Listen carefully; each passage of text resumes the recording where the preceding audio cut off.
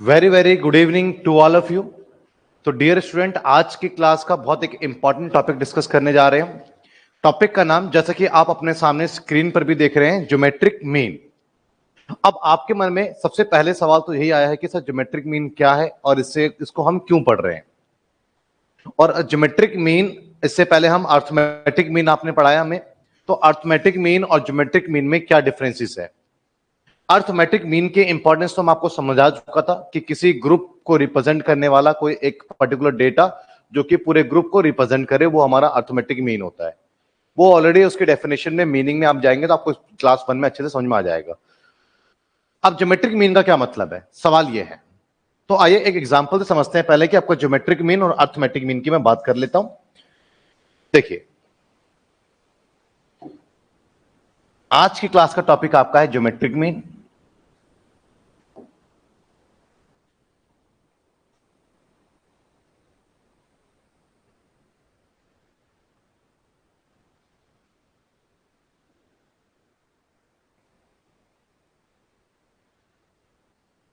Geometric mean, और आपके मन में एक सवाल अर्थमेटिक मीन के बारे में भी चल रहा है, तो उसके ऊपर भी लिख लेते हैं।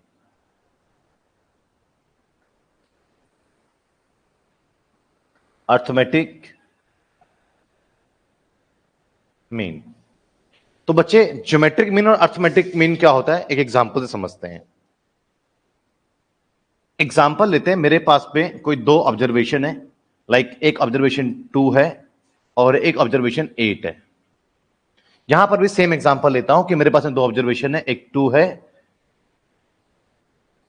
और एक 8 है। ये दो ऑब्जर्वेशन है। तो अगर मैं यहां पर अर्थमेटिक मीन निकालता हूं तो जनरली क्या होगा कि अर्थमेटिक मीन में हम क्या करेंगे, सम, जो डेटा है उसका सम करेंगे, 2 + 8, ठीक है। और मीन्स आपके पास में जो डेटा है, लाइक एक ए है और एक बी है, इसका आप सम करोगे, कितने नंबर ऑफ ऑब्जर्वेशन है 2 डिवाइड करोगे, तो आपके पास में क्या आ जाएगा, आपके पास में अर्थमेटिक मीन आ जाएगा आपका।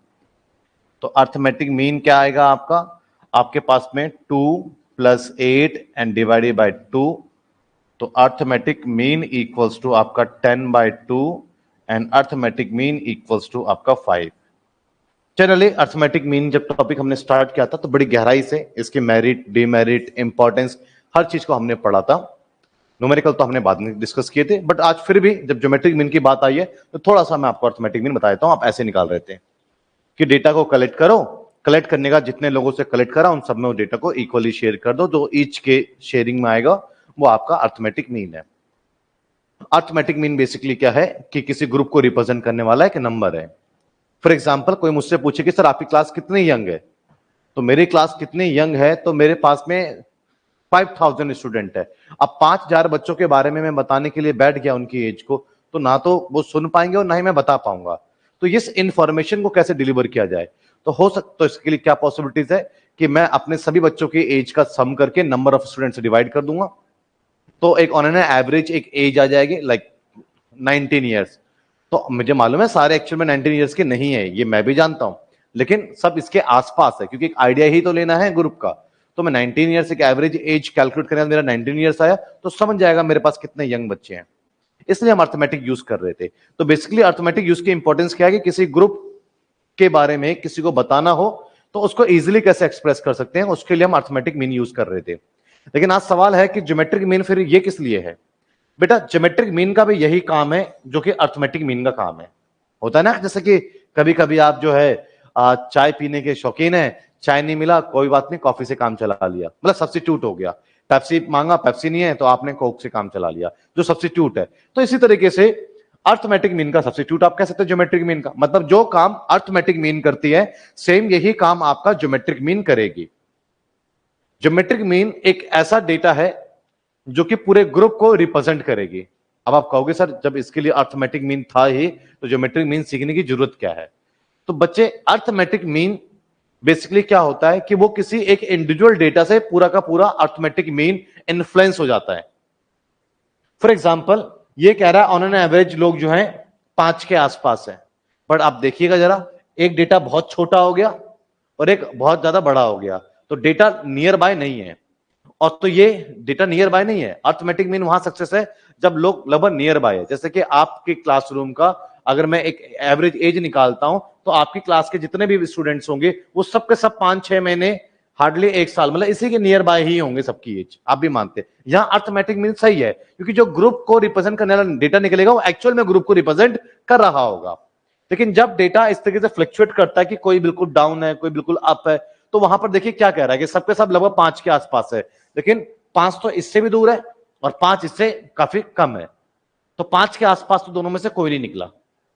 तो जब डेटा बहुत ज्यादा वेरी करता है तो वहां पर अर्थमेटिक मीन उतने सही तरीके से अपने ग्रुप को रिप्रेजेंट नहीं कर पाता है, तो वहां पर ज्योमेट्रिक मीन ज्यादा एक्यूरेसी रखता है अपने पास में। कैसे? अब ये क्या होता है इसके बारे में अभी फिलहाल आपको ज्यादा कुछ नहीं, अभी अगले टॉपिक आएगा तो फॉर्मूला वगैरह में ड्राइव करके बताऊंगा, हर एक बात बताऊंगा, पेशेंस रखिए बच्चे, हर एक बात। ज्योमेट्रिक मीन बेसिकली क्या है? ज्योमेट्रिक मीन में आपके पास में लाइक ये ए है और ये बी है, तो आप ये कर सकते हैं ए इंटू बी, ये ज्योमेट्रिक मीन है, सबका मल्टीप्लाई अंडर रूट, दो हैं इसलिए। बेसिक पूरा फॉर्मूला क्या है मैं बताऊंगा अभी आपको। फॉर्मूला तो ये होता है इसका कि जो होता है उन जो ऑब्जर्वेशन है उनको मल्टीप्लाई करो और जितने ऑब्जर्वेशन है पावर 1 बाय जितने ऑब्जर्वेशन है एन, ये होता है ज्योमेट्रिक मीन का बेसिक फॉर्मूला, यही रहता है। जो डेटा है उसको मल्टीप्लाई करो और जितने डेटा है पावर 1 बाय एन। तो ज्योमेट्रिक मीन खार इस सवाल को सॉल्व करता हूं तो 2 गुणा 8 और पावर 1 बाय 2 हो जाएगा। और ज्योमेट्रिक मीन की बात करें तो यहां पर अगर आप देखते हैं तो आपके पास में 2 इंटू 8 और this one, and geometric mean की बात करें तो आपका 16 और उसका रूट क्या हो जाएगा 4। तो आप देखिएगा 4 थोड़ा सा ज्यादा रिलायबल नंबर हो गया क्योंकि 2 के नियरेस्ट आ गया, तो इसके लिए जो है, लेकिन बेसिकली देखा जाए तो कोई खास फर्क नहीं पड़ता है। तो जो काम आपका अर्थमेटिक मीन कर रहा है, जो काम आपका अर्थमेटिक मीन कर रहा है कि ग्रुप को रिप्रेजेंट करना ऑन एन एवरेज नंबर है, ज्योमेट्रिक मीन भी आपका वही काम कर रहा है, तो एक दूसरे का सब्स्टिट्यूट है। क्लियर है बच्चे? बात समझे? अब ज्योमेट्रिक मीन आपको समझ में अच्छे से आ गया है। अब ज्योमेट्रिक मीन का अगर मैं फॉर्मूला देता हूं आपको तो फॉर्मूला आपके पास है, पता लग गया क्या है। एग्जांपल लेते हैं, जैसे ये है आपके पास में, बात मैं कर रहा हूं इस समय अभी इंडिविजुअल सीरीज की। इंडिविजुअल सीरीज समझ गए तो बाकी डिस्क्रीट और कॉन्टिन्यूअस सीरीज भी समझ जाओगे, क्योंकि कोई भी कैलकुलेशन अगर आप करते हो तो आप बेसिकली 3 टाइप्स के सीरीज में काम करते हो, इंडिविजुअल, डिस्क्रीट एंड कॉन्टिन्यूअस। इस बात को समझ चुके हैं आप लोग, ठीक है। चैलेंजेस आपको कॉन्टिन्यूअस सीरीज में आते हैं जहां पे लेस देन हो जाता है, मोर देन हो जाता है, मिड वैल्यू हो जाता है, पर उन चैलेंजेस को कैसे हैंडल करना है, फॉर एग्जांपल उनको एक्सक्लूसिव में कैसे लेकर के आना है, तो ऑलरेडी हमने एक सीरीज के इंट्रोडक्शन में इस बात को कवर करा है।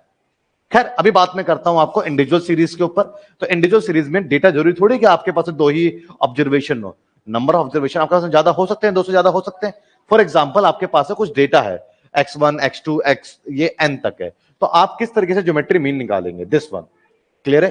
लेकिन इस ज्योमेट्रिक मीन में अगर आप देखते हैं, अगर आप इसको ऐसे निकालते हैं, मैं आपको ये बताऊंगा, आपके मन में बात आ रही होगी सर पावर 1 बाय n कैसे सॉल्व होगा।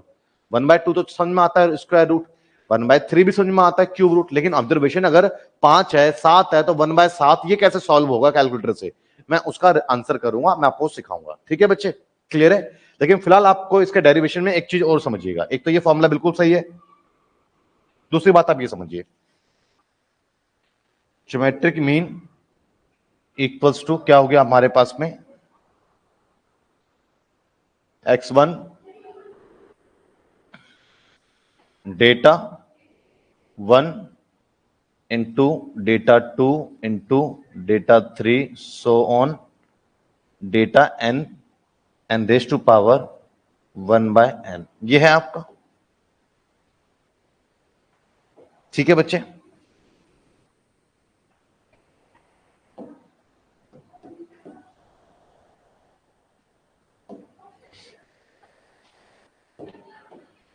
हाँ जी, अब देखिएगा क्या करेंगे। आपको पता है कि पावर को नीचे कैसे लेकर के आते हैं, पावर को नीचे कैसे लेकर के आते हैं। आपको ये बात अच्छे से पता होगा बच्चे कि कोई भी एक संख्या x रेज टू पावर 3 है, अगर आप इसको log से मल्टीप्लाई कर दोगे तो log क्या करता है, इस पावर को नीचे उठा करके ले आता है, तो 3 log x हो जाएगा। इस बात को समझिएगा, क्लियर है? तो एक बात ध्यान रखिएगा कि आपके पास में x की पावर 3 है और अगर आपने इसके आगे log लगा दिया तो अब वो 3 पावर नीचे आ जाएगा। इस बात को आप समझिए। क्लियर है बच्चे? क्लियर है? तो यहां पर मुझे पावर से प्रॉब्लम है, तो पावर को मैं नीचे लेकर आऊंगा, तो बट मैं अपनी मर्जी से लॉग कैसे लगा सकता हूं? तो कुछ भी लगाना है, कुछ भी ऐड करना है, कुछ भी सब्ट्रैक्ट करना है, कुछ भी डिवाइड करना है, आप कुछ भी कर सकते हैं, बट कंडीशन यह है कि आपको बोथ साइड करना पड़ता है। ये नहीं आप एक साइड करते अपनी मर्जी से। बोथ साइड करने से इंपैक्ट न्यूट्रल हो जाता है। क्लियर है बच्चे? तो इसलिए मैं यहां पर लॉग लेकर आऊंगा ताकि पावर नीचे आए, तो मुझे फिर बोथ साइड करना पड़ेगा। Log this one geometric mean, और यहां पर मेरे पास में लॉग में लगाऊंगा तो पावर 1/n, और ये क्या हो जाएगा मेरे पास में log x1 into x2 into x3 सो एन xn। इस बात को आप समझते हैं? क्लियर है? और दूसरी तरफ आप इस बात को भी समझिए कि आपके पास में लॉग ज्योमेट्रिक मीन का आप निकाल रहे हैं और 1/n आपका आ गया। आपको ये भी बात पता होनी चाहिए लॉग के बारे में कुछ बातें। एक तो ये आपको पता होना चाहिए कि like for example x raise to power n है, तो लॉग लगा देने से क्या हो जाएगा? n log x हो जाएगा, पहली बात।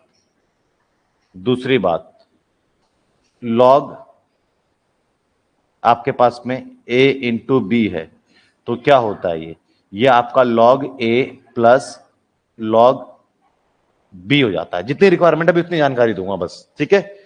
log a इंटू बी है तो क्या हो जाएगा आपका log a प्लस बी। तो उसी तरीके से यहां पर क्या हो जाएगा आपके पास में दिस वन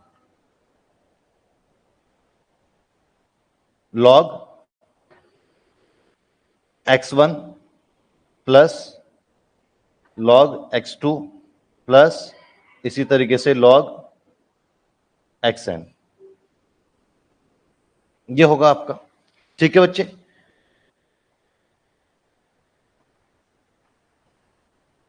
हाँ जी, समझ रहे हैं बच्चे बातों को? अब आगे आप देखेंगे कि आपके पास में क्या रहने वाला है। Log geometric mean equals to 1/n, और यहां पर क्या रहने वाला है आपका समीशन ऑफ लॉग n। ठीक है? लॉग n तक का आपका समीशन होगा ना, x1 x2 x3 log n तक का समीशन होगा। देन उसके बाद आपका क्या होगा, ये तो 1/2, चलिए इसके अंदर डाल देते हैं।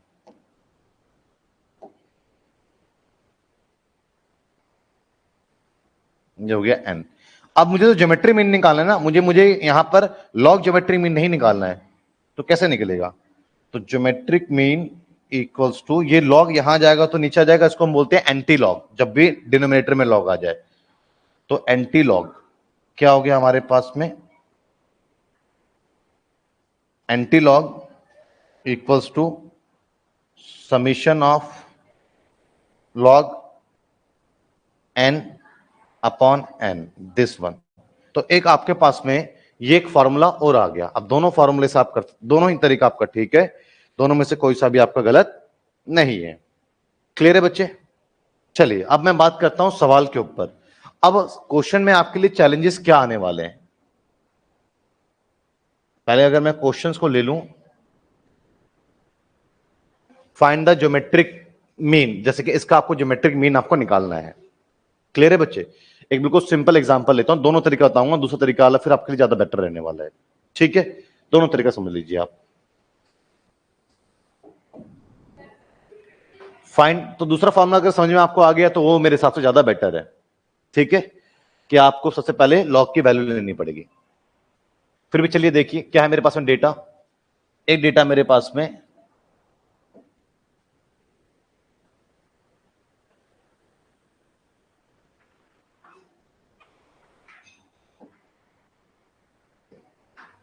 हाँ जी बच्चे, तो डेटा क्या है मेरे पास में, जो x है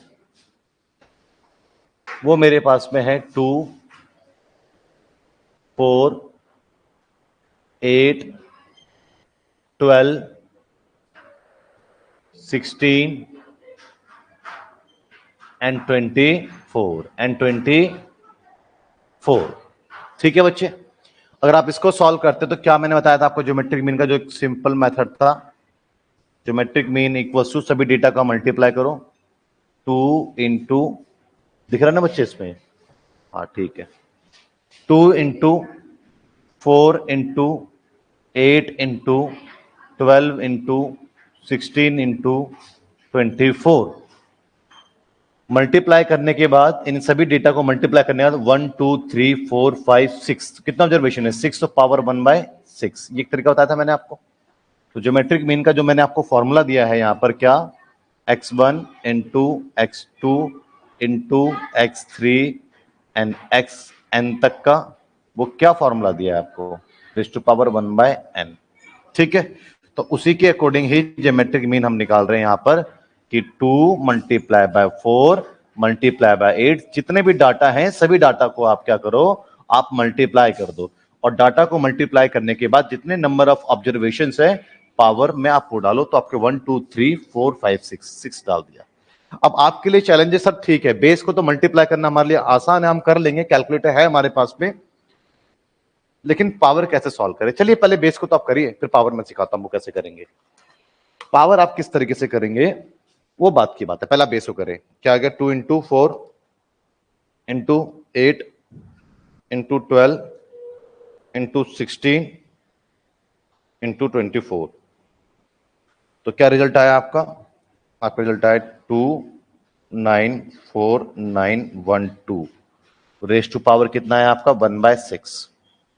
क्लियर है बच्चे, यहां तक आपको समझ में आया, मैं दोनों मेथड से करके दिखाऊंगा आपको। चलो आप बताएंगे जरा आपको समझ में आया या नहीं आया। Geometric mean raise to power 1/6, खैर यहां पे लॉग से भी सॉल्व कर सकते हो आप, एंटी लॉग आप लेकिन आपको लॉग की वैल्यू आनी चाहिए, मैं सिखाऊंगा अभी आपको। दो मेथड निकल जाते हैं, बोथ साइड टेकिंग लॉग, ये 1/6 एंड लॉग की वैल्यू आप निकालोगे 4 डिजिट तक आप निकाल सकते हैं। खैर फिर भी देखिएगा पावर कैसे सॉल्व करते हैं वो बता रहा हूं मैं।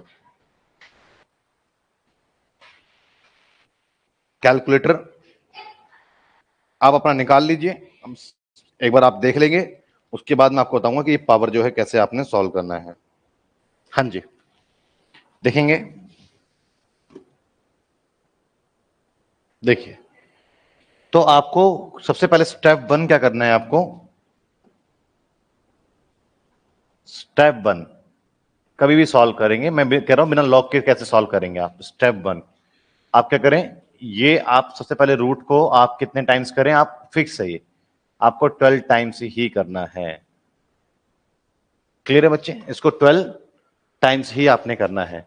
तो जैसे कि आपके पास में रूट करना है किसका, 2949112, इसका रूट कितनी बार करना है आपको, 12 बार करना है। तो 1 2 3 4 5 6 7 8 9 10 11 12, ठीक है, तो 12 बार आपने रूट करा। अब 12 बार रूट करने के बाद आपको क्या करना है, स्टेप 2 -1 करना है इसमें से, और उसके बाद आपके पास में =2 का साइन दबा देना है। तो इसमें से बस क्या करना है आपको, -1 एंड =2। ठीक है, स्टेप नंबर 3, ये बात लिख रहा हूं समझिएगा। स्टेप नंबर 3 आपको डिवाइडेड बाय पावर करना है, पावर क्या है 6, डिवाइडेड बाय पावर 6 एंड =2। तो डिवाइडेड बाय क्या करना है आपको डिवाइडेड बाय n करना है, और आपको इसके बाद =2 का साइन दबा देना है। क्लियर है बच्चे, step number 3। Step number 4, step number 4 आपको क्या करना है, मल्टीप्लाई एंड =2, कितने बार करना है आपको, 12 टाइम्स कर देना है, 12 टाइम्स कर देना है।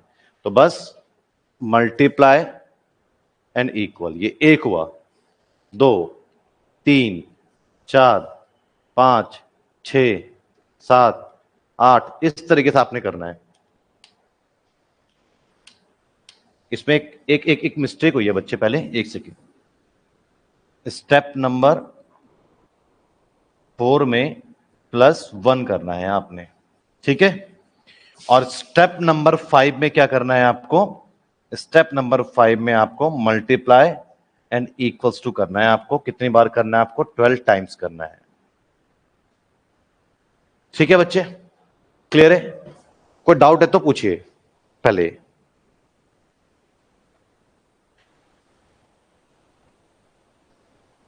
क्लियर है? अब मैं करके दिखाता हूं इसको कैसे करना है। फर्स्ट ऑफ ऑल क्या आपके पास में 2949 ये आपका एक नंबर है, ठीक है जी। मैं रूट 12 टाइम्स करूंगा, आपको कैलकुलेटर में रूट का साइन होगा 12 बार, 1 2 3 4 5 6 7 8 9 10 11 12, ठीक है। जो भी रिजल्ट आया इसमें अब आपके पास में वैल्यू में देखिए, अपने स्टेप्स को आप फोकस करें। देन -1 करूंगा, -1 कर दिया। अब उसके बाद मुझे क्या करना है, डिवाइडेड बाय n 6। अब मुझे क्या करना है उसके बाद +1। अब मुझे क्या करना है, मल्टीप्लाइन इक्वल्स टू ये 1 हो गया, ऐसे ही 2 3 4 5 6 7 8 9 10 11 12। तो रिजल्ट क्या है मेरे पास में, ज्योमेट्रिक मीन का रिजल्ट आया मेरे पास में 8.180। ये मेरा फाइनल आंसर रहा। तो यहां से आपको किसी भी तरीके से आपको बच्चे लॉग और एंटी लॉग की नीड नहीं हुई, लेकिन एग्जाम है वहां तो आपके नॉलेज को चेक करेगा कि आपने डायरेक्ट कैसे कर दिया है। तो यहां पर मैंने डायरेक्ट आपको इनवर्स पावर कैसे सॉल्व करते हैं आपको मैंने यही सिखा दिया आज। ठीक है बच्चे, ये कुछ 5 स्टेप्स है, इसको फॉलो कर लीजिए, आप पावर सॉल्व कर सकते हैं। लेकिन फिर भी चलिए, एग्जाम्स हैं तो एग्जाम में क्वेश्चन आपका कैसे मूव हो जाएगा मैं उसकी बात करता हूं। जरा इस बात को आप समझें कि एग्जाम्स में क्वेश्चन बेसिकली आपको क्या करना पड़ सकता है कि जैसे आपके पास में क्या आया, ज्योमेट्रिक मीन आया ना, geometric mean equals to 29491 raise to power 1/6। तो आपको क्या करना पड़ेगा, taking both side log geometric mean, वही कहानी आ जाएगी आपके पास में। ठीक है बच्चे, तो इसलिए आपके पास में जो एक तरीका है उस तरीके को बता रहा हूं, सेम क्वेश्चन आपको कैसे करना है, लेकिन आपको पहले लॉग की वैल्यू लेनी सीखनी पड़ेगी।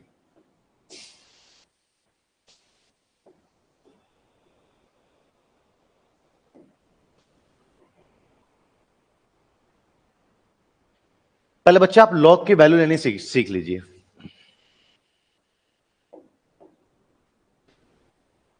जैसे आपके पास में ना, फाइंड द वैल्यू ऑफ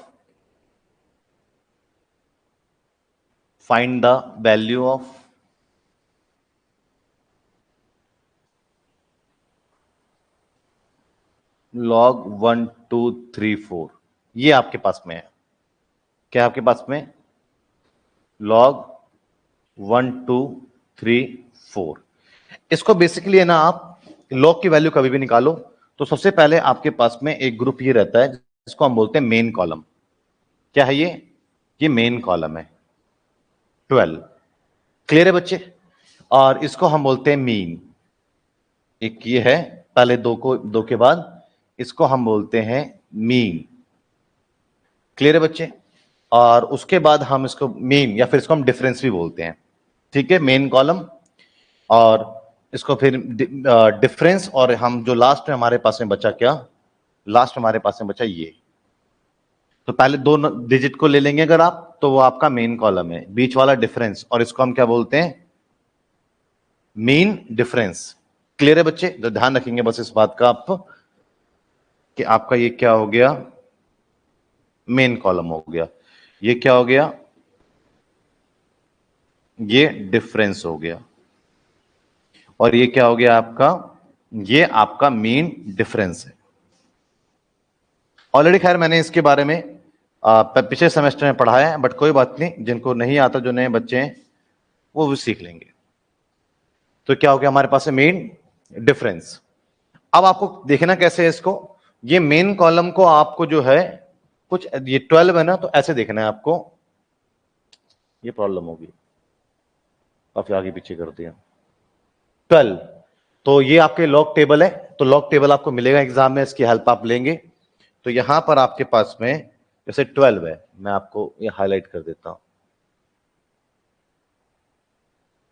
जो चीज सिखा रहा हूं बस उसी को दिखाऊंगा अभी मैं आपको, ठीक है।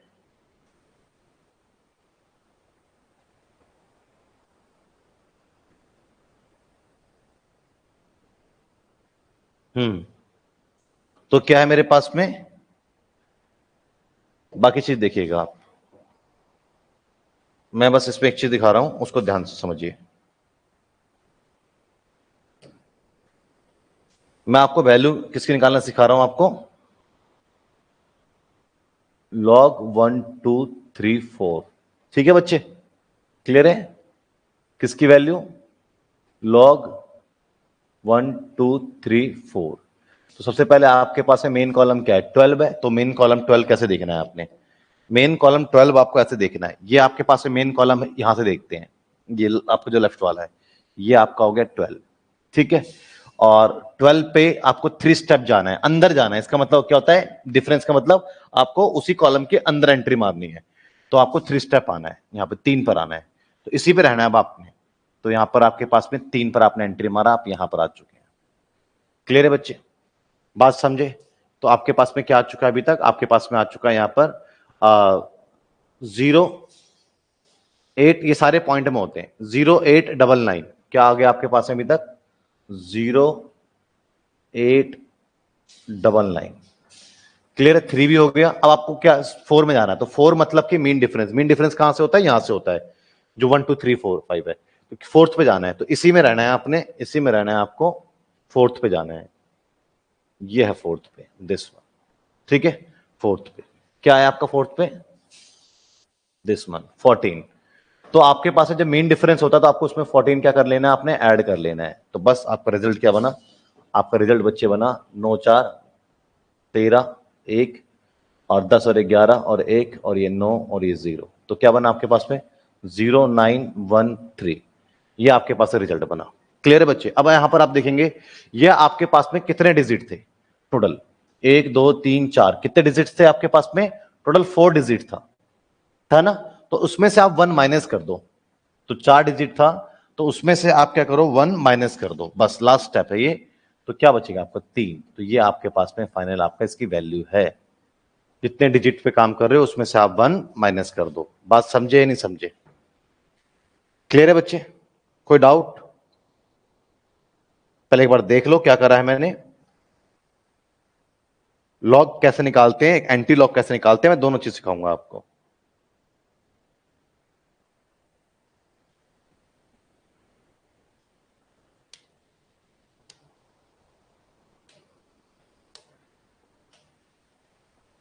डन। तो अब नेक्स्ट क्वेश्चन जैसे आपके हमारे पास में है,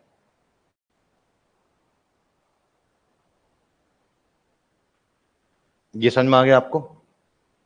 क्लियर है किस तरीके से हमने करा, मैंने उसमें करके दिखा दिया आपको।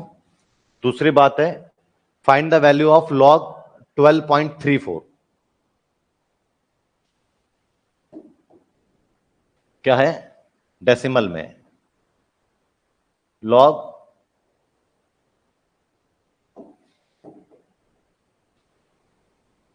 लॉग 12.34। ठीक है बच्चे, तो यहां पर आप देखेंगे लॉग टेबल, तो वही 12 पे 3 जाना है पहले, तो 12 पे 3 जाओगे तो 0899, 0899 आपका आ जाएगा, 0899।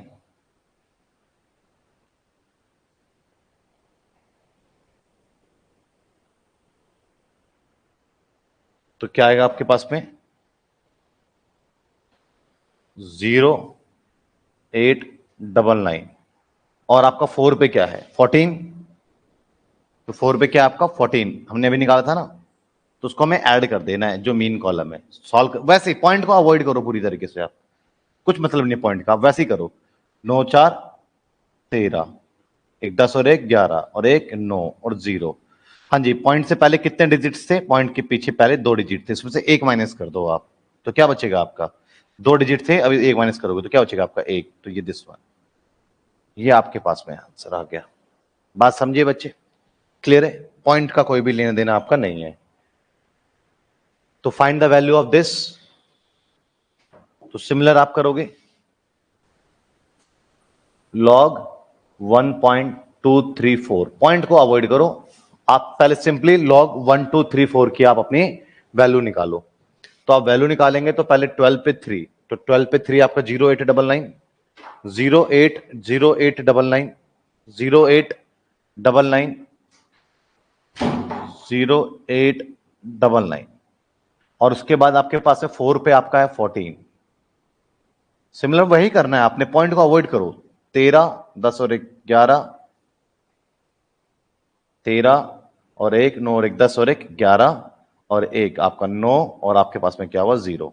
ठीक है, कितने पॉइंट है इस डिजिट से पहले? तो ये 1 पॉइंट है, तो इसमें से आप क्या करो 1 माइनस कर दो। कितने कितने डिजिट से पॉइंट से पहले? 1 डिजिट है, तो उसमें से 1 माइनस कर दो 0। ठीक है, तो अब यहां पर आपके पास में क्या आ जाएगा 0.10। तो ये आपके पास में ये आपका आंसर है। तो लॉग की वैल्यू निकालनी पहले आपको आगे क्लियर है। आइए कुछ और एग्जांपल देखते हैं हम पहले कि बच्चे log 1 की वैल्यू कैसे निकालोगे। ठीक है, ये तो आपको दिख रहा है अच्छे से। मैं यहां पर एक स्पेस लेना चाहता हूं, वो कैसे लूं?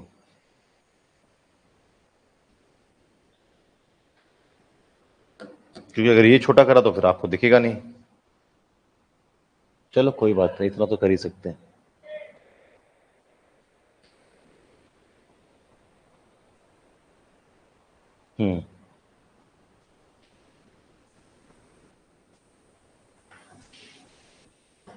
ठीक है बच्चे, यहां पर अब कुछ सवाल ऐसे हैं जैसे कि मैं आपका log 1 निकालना चाहता हूं। अब आप बोलोगे सर log 1 कैसे आएगा? देखिए कैसे आएगा। क्या आप ले सकते हो log 1 को कम से कम 3 डिजिट चाहिए और मैक्सिमम आप 4 डिजिट का निकाल सकते हैं। तो 4 डिजिट वाला तो सिखा दिया, ठीक है, लेकिन 3 डिजिट तो चाहिए चाहिए, बट यहां पर एक ही डिजिट है, तो अब क्या होगा? क्लियर है? तो आपके पास में 3 डिजिट बनाने के लिए पॉइंट के बाद 2 जीरो लगा दो। ये तो अभी भी वही बात है, कोई फर्क थोड़ी पड़ा, लेकिन 3 डिजिट आपका हो गया। तो क्या देखना है आपको? पॉइंट अवॉइड करो, 10 पे 0 देखना है आपको लॉग में। तो आपको लॉग में 10 पे 0 देखना है, तो क्या वैल्यू आई आपके पास में? 10 पे 0 देखोगे तो आपके पास में log 1 की वैल्यू, मैं बात कर रहा हूं log 1 की वैल्यू की आपके पास में। तो 10 पे आप 0 देखोगे, ठीक है, तो क्या आएगा आपके पास में? 10 पे 0, तो आपके पास में 0 आया।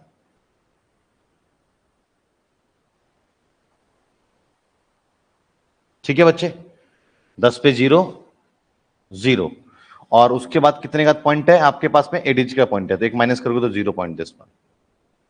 तो log 10 की वैल्यू क्या है? 0। log 2 की वैल्यू, ये समझ में आए आपको? आए नहीं आए बताइए जरा, कोई डाउट? अब log 2 की अगर आप बच्चे वैल्यू निकालते हैं तो log 2 को आप, क्लियर है, log 2 की वैल्यू निकालेंगे तो कैसे निकालेंगे आप? तो 3 डिजिट तो भैया कम से कम चाहिए, तो क्या करोगे? 2.00, 3 डिजिट बना दिया। अब 20 पे 0 देख लो आप, तो 20 पे 0 क्या आपके पास में आया? अगर आप 20 पे 0 देखते हैं तो दिस वन 3010 पॉइंट 3010, और कितने डिजिट है पॉइंट से पहले? 1 डिजिट है, तो उसमें से 1 माइनस करना होता है आपने 0। दिस क्लियर है बच्चे? निकाल सकते हैं आप वैल्यू इसी तरीके से। log 21 की वैल्यू निकालोगे, लेकिन 3 डिजिट मिनिमम चाहिए हमें, तो क्या लिखूंगा मैं इसको? log 21.0, 3 डिजिट के लिए। अब मुझे 21 पे 0 देखना है। 21 पे 0 क्या आएगा मेरे पास में? 21 पे 0 आएगा मेरे पास में 0.3222। 21 पे 0 तो 32 दो बार ये 21 पे 0, 21 पे 0 ये आ गया। कितने डिजिट है पॉइंट से पहले? 2 डिजिट है, तो इसमें से मैं 1 माइनस करूंगा ना, 2 डिजिट है तो 1 माइनस करूंगा तो क्या आएगा? 1। तो अब क्या आ जाएगा यहां पर? 1.3222, ये मेरे पास में log 21 की वैल्यू है। तो अब आपको मैंने सिंगल डिजिट में log की वैल्यू, 2 डिजिट में log की वैल्यू और 4 डिजिट में log की वैल्यू, 3 डिजिट में तो कोई प्रॉब्लम ही नहीं है। क्लियर है बच्चे? तो समझ में आपको आ गया किस तरीके से आप log की वैल्यू निकालते हैं, ये क्लियर है? तो आज की क्लास में आपका एक क्लियर है। नेक्स्ट क्लासेस में हम आपको सिखाऊंगा एंटी लॉग वैल्यू, और आपकी जो नेक्स्ट क्लासेस में भी पॉसिबल है कि आपका कल हो जाए किसी टाइम क्लास लेकर के, और मैं कल इस चीज को फिनिश कर दूंगा ज्योमेट्रिक मीन को। बस एक बार आपको वैल्यू आ जाए, ज्योमेट्रिक मीन 10 मिनट का भी टॉपिक नहीं है, बस एक बार लॉग की वैल्यू कैलकुलेट करना सीख लो। इस क्लासेस को देखना, रिवीजन करना, और कोई प्रॉब्लम आती है तो जरूर पूछना।